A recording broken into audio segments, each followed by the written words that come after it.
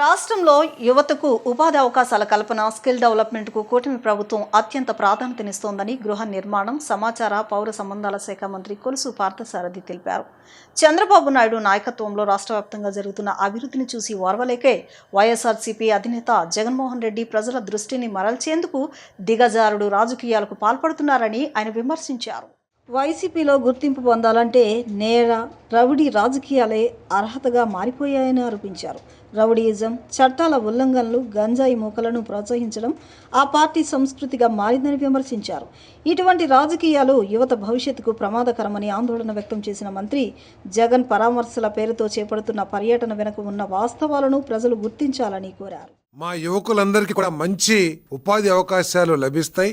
ఉపాధి అవకాశాలు లభించేటట్లు కూటమి ప్రభుత్వం స్కిల్ డెవలప్మెంట్ సెంటర్స్ కూడా ప్రారంభిస్తుందని చాలా సంతోషకరమైన వాతావరణంలో ఉన్న విషయం అందరూ కూడా తెలుసు. ఇటువంటి పరిస్థితుల్లో జగన్మోహన్ రెడ్డి గారు, వైఎస్ఆర్సీపీ గొడ్డల పార్టీ అధ్యక్షుడు జగన్మోహన్ రెడ్డి గారు పాలనలో విషం చుక్క వేసినట్లు ప్రజల దృష్టిని మరల్చేందుకు ఈ ప్రారంభోత్సవం ద్వారా, అదేవిధంగా ఉత్తరాంధ్రలో జరుగుతున్న అభివృద్ధి పట్ల జరుగుతున్న చర్చ మూలంగా కూటమి ప్రభుత్వానికి, ఆ ప్రభుత్వ నాయకుడు చంద్రబాబు నాయుడు గారికి ఎక్కడ పేరు వస్తుందో అనే దుగ్ధతో దిగజారిన రాజకీయానికి ఒడిగడుతున్నాడు జగన్మోహన్ రెడ్డి గారు అని చెప్పేసి మనం చేస్తా ఉన్నాను. ఈ రోజు వైఎస్ఆర్ కాంగ్రెస్ పార్టీ, గొడ్డల పార్టీ రాజకీయాలు ఏ విధంగా ఉన్నాయంటే, ఈ గొడ్డల పార్టీలో స్థానం సంపాదించాలన్నా, ఈ గొడ్డల పార్టీలో అవకాశాలు పొందాలన్నా, ఆ పార్టీ అధ్యక్షుడు జగన్మోహన్ రెడ్డి గారి దృష్టిలో పడాలన్నా ఎవరైనా సరే, ఎంత మంచి కుటుంబానికి చెందిన యువకులైనా సరే, గతంలో ఎంత మంచి పేరున్న పెద్ద నాయకులైనా సరే, వాళ్ళు రౌడీయిజాన్ని పోషించాలి, చట్టాలని ఉల్లంఘించాలి, చట్టాలని చేతుల్లోకి తీసుకోవాలి, దౌర్జన్యాలు చేయాలి, ఈ గంజాయి మోకల్ని పెంచి పోషించాలి. అటువంటి వ్యక్తులకే ఆ పార్టీలో స్థానం లభిస్తుందని ఒక అభిప్రాయం చిన్న కార్యకర్త నుంచి పెద్ద కార్యకర్త వరకు ఆ పార్టీలో పెరిగిపోతుందని చెప్పేసి మనం చేస్తా ఉన్నాను. నేను చాలా బాధాకరం. భవిష్యత్తు తర రాజకీయ నాయకులు, యువకులు ఏ విధంగా తయారు కాబోతున్నారు ఇటువంటి పార్టీలు, వైఎస్ఆర్ కాంగ్రెస్ పార్టీ లాంటి నాయకులు చేస్తున్న ఈ దిగజారుడు రాజకీయాలను చూసి. ఈ రోజు జగన్మోహన్ రెడ్డి గారు ఎందుకు వెళ్తున్నారో ఒకసారి ఆలోచన చేస్తే, ఏదో ఒక గొప్ప వ్యక్తి మరణించాడనో, లేతే ఒక పేదవాడికి అన్యాయం జరిగిందనో కాదు ఆయనకి అక్కడికి వెళ్తుంది. సాక్ష్యాల్ని చట్టవిరుద్ధంగా తారుమారు చేసి ఒక పేద వ్యక్తి మరణానికి కారణమైన వ్యక్తిని, యువకుడిని తప్పించడానికి ప్రయత్నం చేసిన వ్యక్తిని అరెస్ట్ చేస్తే చట్ట ప్రకారం ఆయన్ని పరామర్శించడానికి జగన్మోహన్ రెడ్డి గారు వెళ్తామంటే ప్రజలందరూ కూడా ఆలోచించాలి.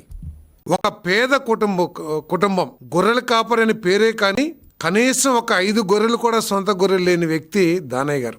ఆ వ్యక్తిని యాక్సిడెంట్ ద్వారా కారు, మోటార్ సైకిల్లో గుద్దేసి చనిపోయే పరిస్థితుల్లో ఉంటే, ఈ రోజు ఎవరినైతే పరామర్శించడానికి వెళ్లారో వృత్తిపరంగా ఒక డాక్టర్, ఆయన కనీసం యాక్సిడెంట్ అయ్యి ప్రాణాలతో కొట్టుమిట్టాడుతున్న వ్యక్తిని హాస్పిటల్కి తీసుకెళ్లి ఏదైనా ప్రాథమిక వైద్యం చేపిస్తే, ప్రథమ చికిత్స చేపిస్తే ఏమైనా బతుకుతాడనే ఆలోచన కూడా చేయకోకుండా నా కొడుకుని ఎలా తప్పించాలి అని ప్రయత్నం చేసి ఆ కొద్ది సమయంలోనే సాక్ష్యాలను తారుమారు చేయడానికి ప్రయత్నం చేస్తే, మరి చూసిన వాళ్ళు కొంతమంది కానీ ఈ కెమెరా ద్వారా కానీ ఆ తప్పుని పట్టించి ఆయన్ని అరెస్ట్ చేస్తే ఈరోజు ఆయన పరామర్శకి వెళ్ళారని చెప్పేసి మనం చేస్తాం. ప్రధానమంత్రి ఆదర్శ్ గ్రామ యోజన కింద ఎంపికైన గ్రామాల్లో అభివృద్ధి పనులను వేగవంతం చేసి మంజూరైన నిధులను పూర్తి స్థాయిలో వినియోగించి నిర్ణీత గడువులోగా పనులు పూర్తి చేయాలని ఎన్టీఆర్ జిల్లా కలెక్టర్ డాక్టర్ జి లక్ష్మీషా అధికారులను ఆదేశించారు.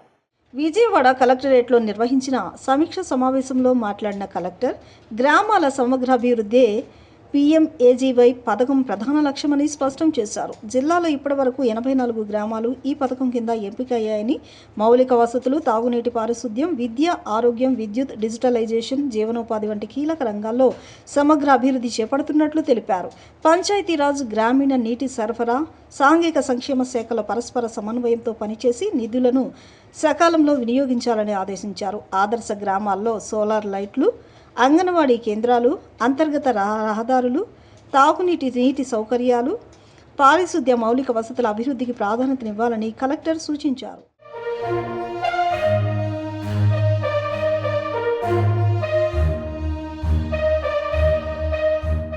తనకు మాజీ ఎమ్మెల్యే లీగల్ నోటీసులు పంపారంటూ జరుగుతున్న ప్రచారంపై ఎమ్మెల్యే యార్లగడ్డ వెంకట్రావు ఘాటుగా స్పందించారు. తనకు ఇప్పటివరకు ఎలాంటి లీగల్ నోటీసులు అందలేదని, ఒకవేళ అందినా క్షమాపణలు చెప్పే ప్రసక్తే లేదని స్పష్టం చేశారు. తాను ఎప్పుడూ అక్రమాలకు పాల్పడలేదని, అక్రమ మట్టి తవ్వకాలు చేయలేదని, చందాలు వసూలు చేసి రాజకీయాలు చేయలేదని పేర్కొన్నారు. గన్నవరాన్ని దోచుకుని అభివృద్ధిని అడ్డుకునేవారే ప్రజలకు బహిరంగ క్షమాపణలు చెప్పాలని డిమాండ్ చేశారు. నియోజకవర్గ రాజకీయాలపై తనకు పూర్తి అవగాహన ఉందని, తనకు ఎవరు రాజకీయ పాఠాలు నేర్పాల్సిన అవసరం లేదన్నారు.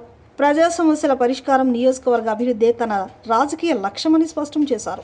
పోలవరం కాలువ పనులకు సంబంధించి గతంలో జరిగిన అవకతవకలు, అవినీతి ఆరోపణలపై సమగ్ర విచారణ జరిపి బాధ్యులపై చర్యలు తీసుకోవాలని ఆయన డిమాండ్ చేశారు. తనపై ఆరోపణలు చేసి రాజకీయ లబ్ధి పొందాలని చూస్తున్న వారికి ప్రజలే తగిన గుణపాఠం చెబుతారని యార్లగడ్డ అన్నారు.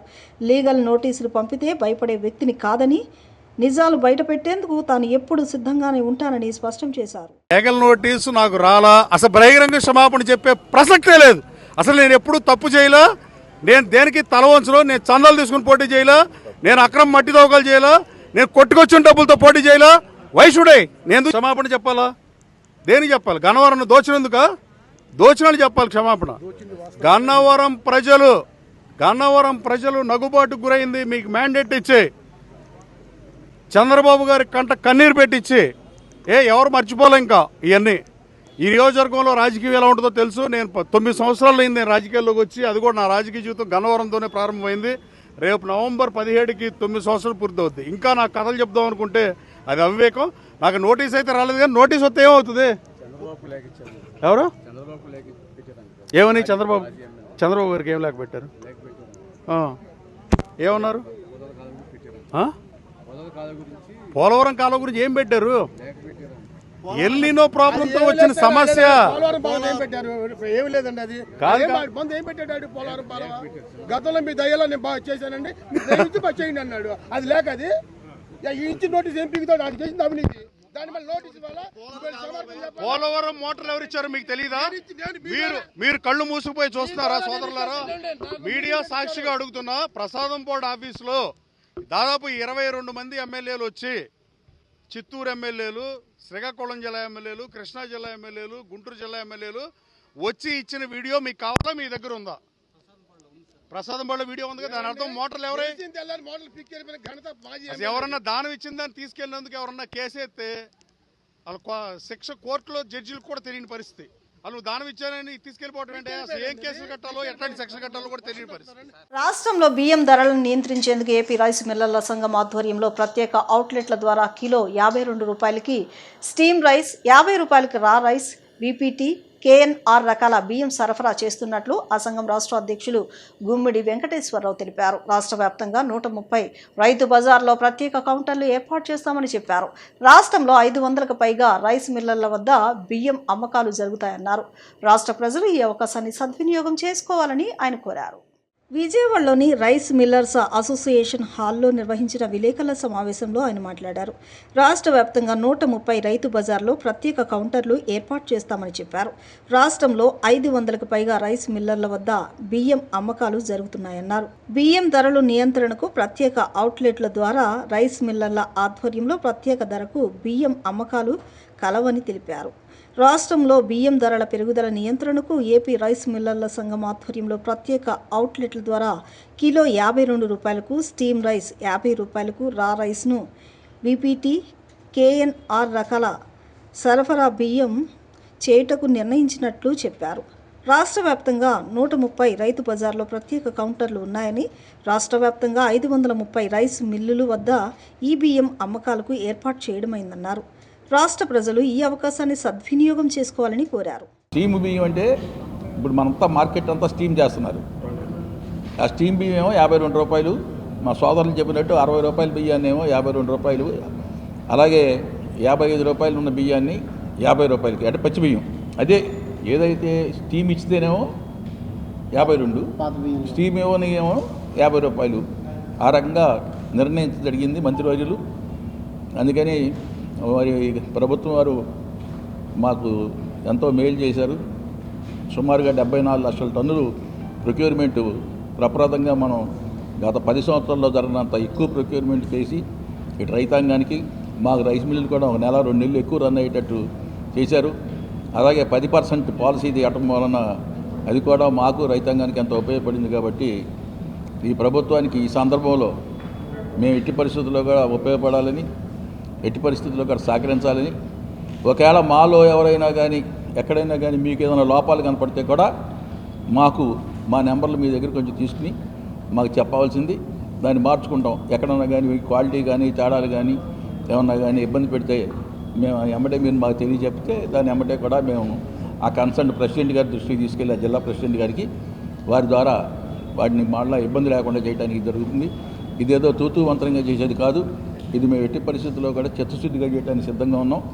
దాని ప్రకారం ముందుకెళ్దామని, మార్కెట్ ఇంటర్వెన్షన్తో బియ్యం రేట్లు తగ్గించాలనేదే మా అసోసియేషన్ కృషి కూడా. దాని ప్రకారం మేము ఎట్టి పరిస్థితుల్లో కూడా దీన్ని ముందుకు తీసుకెళ్ళి విజయవంతంగా పూర్తి చేయాలనేది మా ఆలోచన. ఇప్పుడు పట్టిసీమ నీళ్లు మనకు వస్తూ ఉన్నాయి కృష్ణా జిల్లాకి. ఈ కృష్ణా జిల్లాకి ఇటు గుంటూరు ఈ జిల్లాలకు వస్తూ ఉన్నాయి. ఈ గోదావరిలో నీరు ఉంది కాబట్టి గోదావరి జిల్లాలకు అసలు ఇబ్బంది లేదు.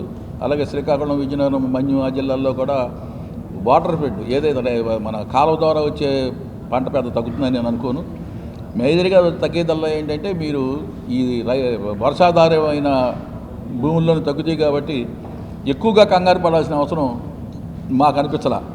ఏదన్నా తగ్గితే కొద్దిగా గొప్ప తగ్గుతుందేమో, ఇంకా టైం ఉంది కాబట్టి. ఇంకా మనకు రెండోది ఏంటంటే మనకు ఇప్పుడు సీజనల్గా ప్లాంటేషన్ కూడా వస్తుంది. వచ్చే నెలలో వర్షాలు పడినా కూడా మనం రైతులు ప్లాంటేషన్ చేస్తారు కాబట్టి దాని ప్రభావం ఎక్కువగా ఉన్నదని నేను అనుకుంటా ఉన్నాను. అంటే దాని ప్రభావం మూలనే ఈ రేట్లు పెరుగుతున్నాయి. మా వంతు మేము 52 రూపాయలకి స్టీమ్ బియ్యము, అలాగే పచ్చి బియ్యం అన్న 50 రూపాయలకి ఇస్తూ గవర్నమెంట్కి మేము గవర్నమెంట్ సపోర్ట్ చేస్తూ మేము మినిస్టర్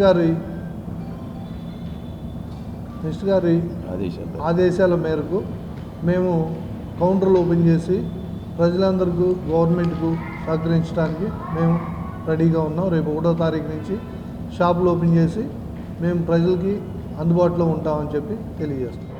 ఎన్టీఆర్ జిల్లాలో ఫస్ట్ విజయవాడ టౌన్లో ఉన్న రైతు బజార్లో 1వ తారీఖు నాడు మన జాయింట్ కలెక్టర్ గారి ద్వారా ఓపెన్ చేద్దాం అనుకున్నాము.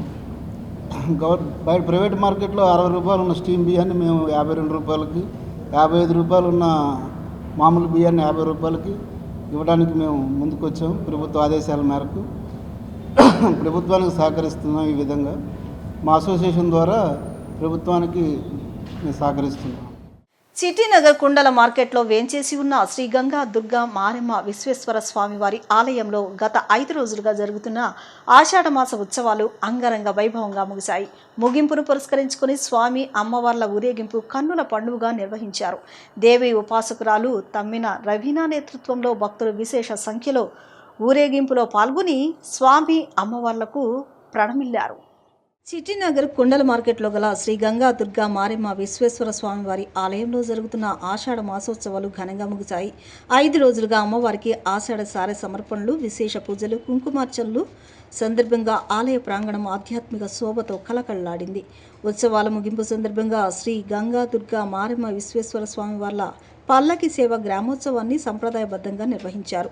స్వామి అమ్మవార్ల ఉత్సవమూర్తులను అందంగా అలంకరించిన పల్లకిలో ఉంచి భారీ ఊరేగింపు నిర్వహించారు. డప్పు వాద్యాలు, మేళ తాళాలు అనుగుణంగా నృత్యాలు చేస్తూ వందలాది మంది ఈ ఊరేగింపులో పాల్గొన్నారు. దేవి ఉపాసకురాలు తమ్మిన రవీనా నేతృత్వంలో సిటీనగర్లో జరిగిన ఈ ఊరేగింపు ఆద్యంతం ఉత్సాహభరితంగా సాగింది. ఈ సందర్భంగా రవీనా మాట్లాడుతూ గత 5 రోజులుగా గంగా దుర్గా మారెమ్మ ఆలయంలో ఆషాఢమాస ఉత్సవాలను ఎంతో ఘనంగా నిర్వహించామని తెలిపారు. ప్రతిరోజు సారె సమర్పణలు, హోమాలు, పూజలు, కుంకుమార్చనలు జరిపించామన్నారు. ఈ రోజు నిర్వహించే పల్లకి సేవల ఉత్సవాలు పరిసమాప్తమయ్యాయని తెలిపారు. ఈ ఉత్సవాలు ఎంత ఘనంగా నిర్వహించేందుకు సహకరించిన ప్రతి ఒక్కరికి రవీనా ధన్యవాదాలు తెలిపారు.